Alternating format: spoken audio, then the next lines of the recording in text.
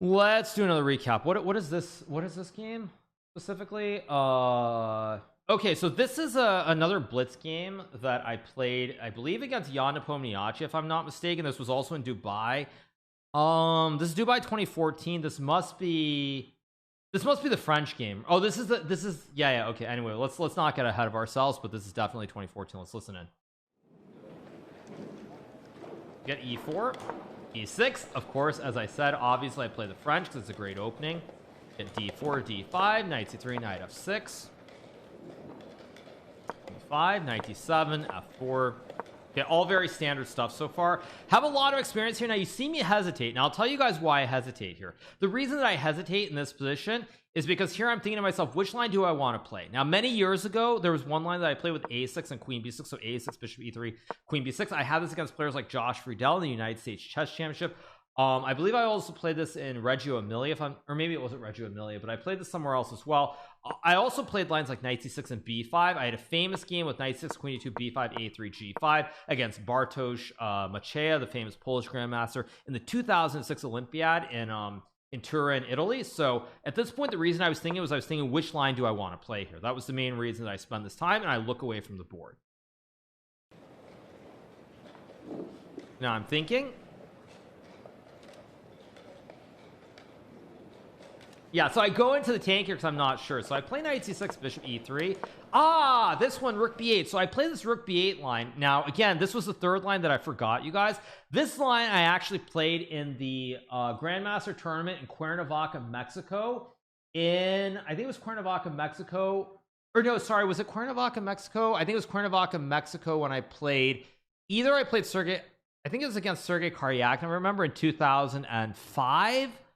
2005, or maybe it was more recent than that, but I think that's where I played this against. So anyway, let's keep going. Also, rook b8 is a Korchnoi line as well. So queen d2.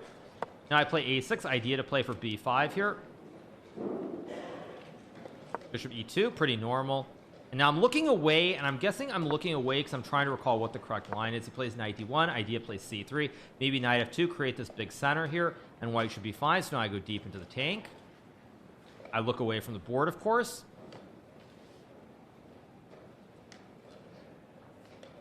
Now I play f5. Very original move, and Jan looks up because this is definitely not a move he was ready for. Normally in the French, you try to play f6 and challenge the center, but f5 is definitely another way to play. And of course, it's obviously not that bad because I played it. So Jan goes deep into the tank here. He's thinking about whether he has to play end peasant or not. So finally he takes, and he gives me the little eye look because he's unsure of what's going on. So now I take with the knight, of course. Idea knight e4, maybe knight g4. A lot of pressure in the center here. And I look away. I wonder why I looked away. Maybe I thought I could take with the pawn. Although as I look at it now, that looks kind of suicidal to take with the pawn, which is why I took with the knight here. I will critique myself here, by the way, you guys. This is very poor time management. I go into think of like 25-30 seconds. And I think that's a very bad usage of time here because knight f6 is obviously the correct move. So very poor time usage here by me. Now we get knight f2. I go c4, trying to stop knight d3 and knight e5. He castles, of course. Now I play bishop d6, knight e5, taking the center, of course. Knight e7, idea knight f5 again. Always have knight e4 ideas too. He goes g4, tries to prevent knight f5. Now, of course, I castle, logical, finish the development. Also, we're both twiddling pawns here, which is kind of funny, too. We're almost in sync. We're twiddling pawns. Goes c3, consolidates the central chain here.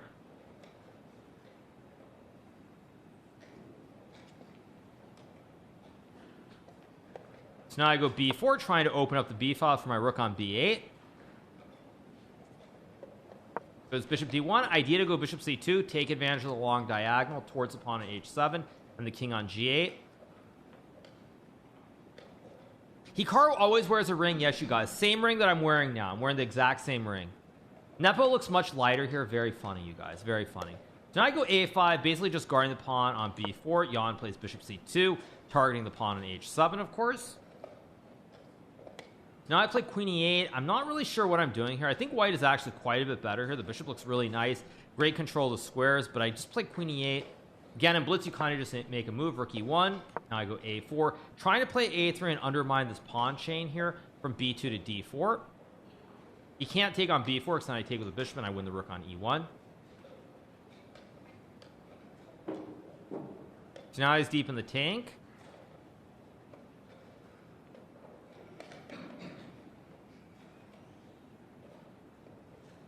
We're also really twiddling our thumbs. It's kind of weird to see. No bun, so anaconda want none. Yeah.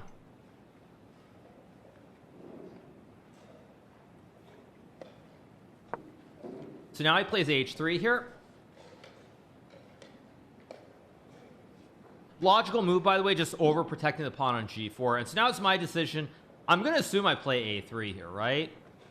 I mean, a3 looks like the logical move to undermine the chain. Do I do that or not? Okay, see, like, I do that little look away. I do that look away, and the reason I do that look away is because I think in my mind I wanted to play a3, but then I'm like, it's probably too committal. So then I play, so I play bishop a6 instead. Idea to maybe go b3, maybe a3, just keep the flexibility alive on the queen side here. So it goes queen d1, hoping for b3 because then he can trade. But now I play a3, undermining the chain. He takes, of course I take towards the center.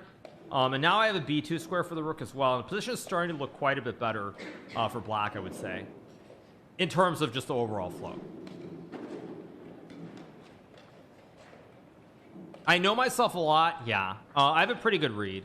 It goes g5, I go knight h5. Now he frees the f5 square. I also have knight g3, and suddenly the knights are really jumping here. So g5 I think is a fairly serious mistake.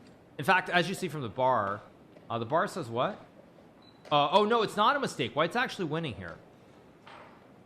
Wait, why is white? Oh, white has bishop h7 maybe? Wait, he plays it. Wait, what? How did I won this game, didn't I? Wait, what? Wait a second. Wait, I won this game though, I think. Did my mods bait me or something? I'm pretty sure I won this game. So I take, he goes g6, of course. Now he wins the knight on h5 if I take with the knight. So I have to move the king. If I go to h6, I get mated by f5. I go king g8, queen h5, threatening mate in 1. Now I play rook f5. Check, king f8. I guess I have knight g8 to stop the mate.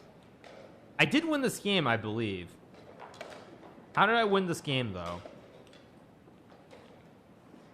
There goes knight g4. I guess the idea is to play maybe knight h6 here. So I go knight g8, stopping any checkmate ideas. I also maybe have knight f6. I also have this pass pawn on c3 that maybe I can do something with. Maybe.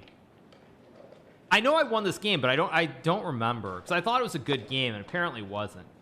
There goes bishop f2 here. I guess the idea is bishop h4, although, or maybe knight e3. But again, it also takes away from the c pawn, which can now roll down the board. So I go c2. There's knight e3, logical move. No, apparently not a logical move. Because now I go c3. And now he takes, but now I'm down to exchange, but the rook on f1 is actually stuck, and the pawn on c2 is threatening to make a queen with rook b1. And just like that, it's kind of gone. Just like that, it's gone. And also, Jan is getting too low on time. He has 20 seconds here. And so it's very, very tricky to play. 13, 12, 11.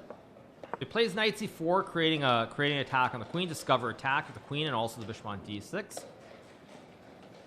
Now I go queen d7, guard the bishop. Same thing where I'm threatening to take the rook on f1. So he takes.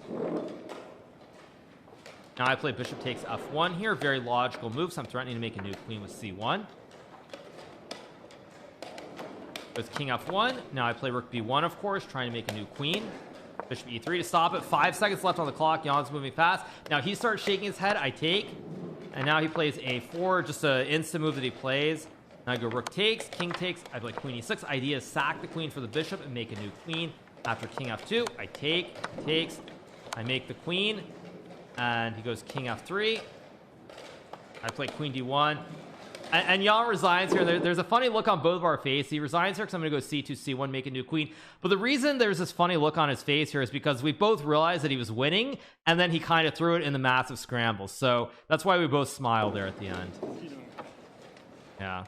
So anyway, I did want to go over that game, just do a little bit of a recap of that. Classic Jan expression. Yeah, I mean, the big mistake that Jan made in the game was kind of, it wasn't so much about the objective position, but it was that when we got to this position, he played bishop f2. It let me get the pawns to c2 and c3, open up the diagonal, but also the pawn on c2 is only one square from queening. So that's why I won the game. Gershuk would have played with 99% accuracy, maybe, although I think if I turn on the lines just briefly for a second here, the correct way to win the game would have been to go knight f7 followed by knight h6, which I don't think is very realistic, especially because I can sack the rook for the knight at some point on f7. So I don't think this would have been really all that realistic. But yeah, that was this was a game for 2014. At the time, Jan was playing Dota more seriously than he was playing chess, so he was trying to be a gamer as opposed to a professional chess player. Obviously later on he'd become much more serious about chess and make the correct decision, I think you could say. And so this was a game I wanted to go over. Yeah, he played Dota. He was playing Dota, and I remember even at that time he was a very, very dangerous player, but a lot of people felt he wasn't serious enough about chess. So it was a fun game to play. This was also in Dubai 2014 in the World Blitz Championship. Another game that I wanted to do a recap on. All right, you guys, let's move along. I think I'm going to put some music back on. It's been a while since we've had any, so let's keep going.